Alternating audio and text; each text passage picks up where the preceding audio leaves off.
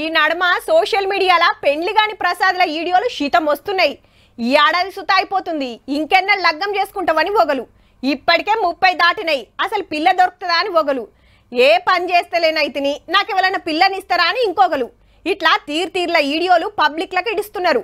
పెండ్లి చేసుకుందామంటే ఒక్క పిల్ల సుత మెచ్చుతలేదని వీళ్ళు రందివాడుతుంటే ఓ మోతేవారి మాత్రం సంబంధం కాదు సంబంధాలే ఖాయం చేసుకుంటుండు.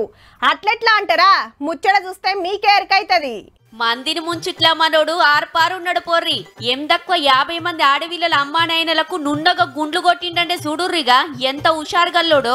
విగ్గు తీసి విగ్గు పెట్టినంత అల్కగా పెండ్లి సంబంధాలు ఓకే చేసుకునుడు, అందిన కాడికి పైసలు గుంజుడు. పేరు వంశీకృష్ణ. ఏక్ నంబర్ విగ్గులు పెట్టుకునుడు, మంచి మంచి లొకేషన్లలో ఫోటోలు దిగుడు, వెబ్సైట్ లో నాకు పిల్ల కావాలని పెట్టుడు. ఈ నడుమనే ఓ లేడీ డాక్టర్ ను పెండ్లి చేసుకుంటా అని చెప్పి వాళ్ళ నాయన తన 40 లక్షలు గుంజిండట. మునుపు ఓ సాఫ్ట్వేర్ కంపెనీ ఓనర్ ని నమ్మించి సికింద్రాబాద్ లో ఒకలతోని సంబంధం కలుపుకొని ఆడ కూడా బగ్గనే ఊడ్చిండట.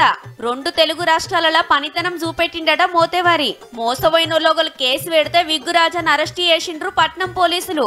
మునుపు జైలుకు పోయొచ్చిన అనుభవం సుత ఉన్నదటుల్లో. కానీ పిల్ల దొరకక పెండ్లి గాని ప్రసాదులు తిప్పల పడుతుంటే గింతలుగా ఎట్ల మస్కా కొడుతుండో.